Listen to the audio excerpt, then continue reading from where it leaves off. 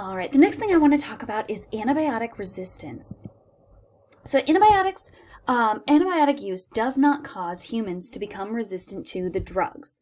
Instead, what we're seeing is that the pathogens are becoming resistant to antibiotics, so that way those antibiotics are no longer effective. In any given population of pathogens, there are some organisms that are naturally resistant to the drug.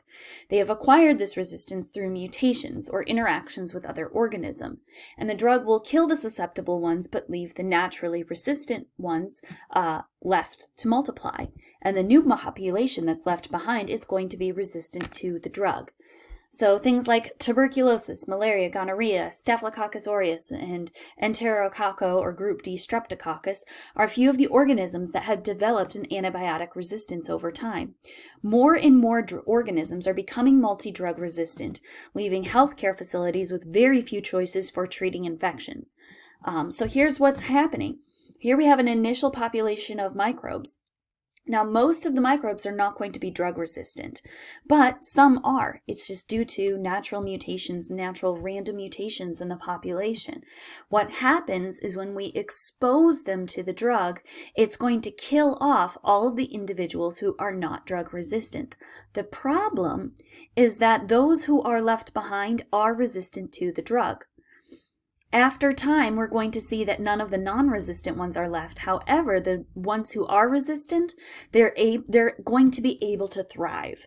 They're going to be able to do very well. They're going to pass on their DNA to the next generation, and suddenly all we have is a generation of drug-resistant bacteria. Now, of course, some in that population will be susceptible to that drug. It's, again, due to just the random mutations. But they're going to become a much, much smaller proportion of the population over time. Multi-drug resistant organisms are becoming a very big problem.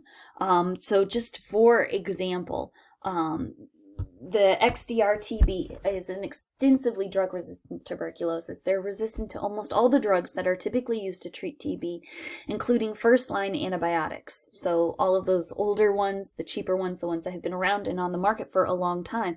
The problem is that the second-line antibiotics, the ones that were developed more recently that maybe are effective in other ways, they are more expensive, but it really doesn't matter if ultimately TB is going to be resistant to all of the forms or the at least multiple forms of the antibiotics that we have available to us. Methicillin-resistant Staphylococcus aureus, or MRSA, is resistant to methicillin and other antibiotics. It causes staph infections. In 1974, only about 2% of staph infections were caused by MRSA, but by 2004, so really only 30 years later, the number has is increased exponentially to 63%.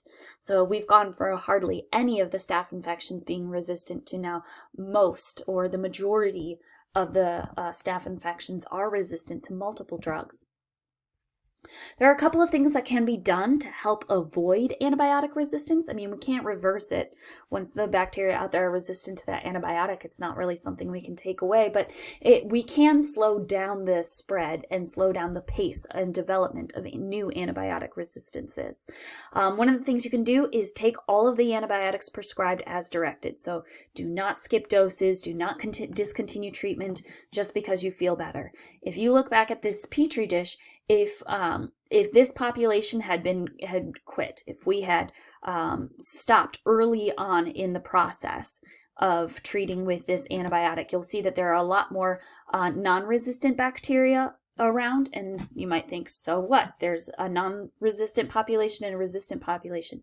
But you got to remember, when we are talking about bacteria have the ability to pass their information along. If you can get your population down to only 2%, 2% of the bacteria in your body are resistant to the drugs that you're taking, there's a good chance that your body could fight that off, could fight off that infection. Your immune system could do its job.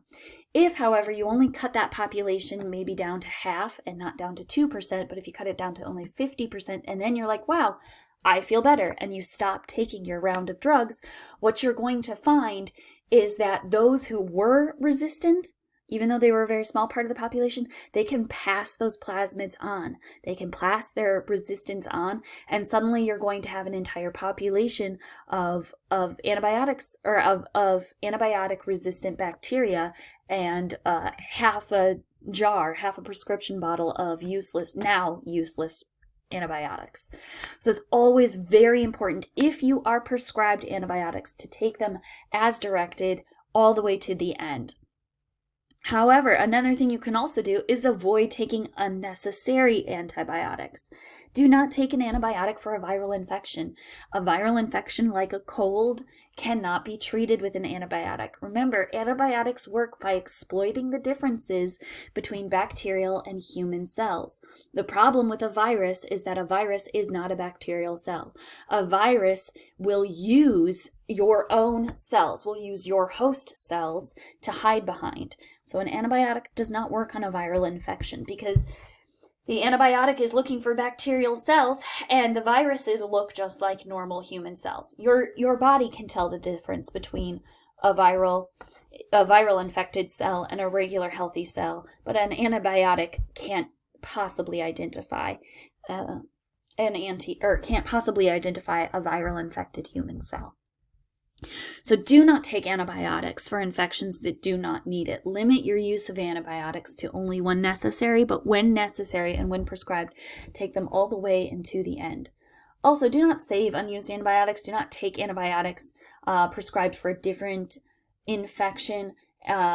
Antibiotics can be highly specific, and they can be focused for very specific bacterial infections. If you cross over, you could be giving your bacterial infection an opportunity to become resistant to a drug it has not yet been exposed to, and may not even be effective against it, but it could develop the antibiotic resistance and then pass that information on to other bacteria that would have been susceptible to it. So anyway, it's very, very important to follow the advice of your doctors, and to not take antibiotics unless prescribed, and to take them exactly as prescribed. Each year in the United States, about 2 million people become infected with antibiotic-resistant bacteria. This can result in 23,000 deaths. So it's a very frustrating process, this antibiotic resistance that is starting to develop. So you should be able to explain how bacteria become resistant to an antibiotic, describe the correct procedure for taking antibiotics, and explain what is meant when an organism is classified as MDRO, or multidrug-resistant organism, and give some examples. We talked about a few. Your textbook has a few more.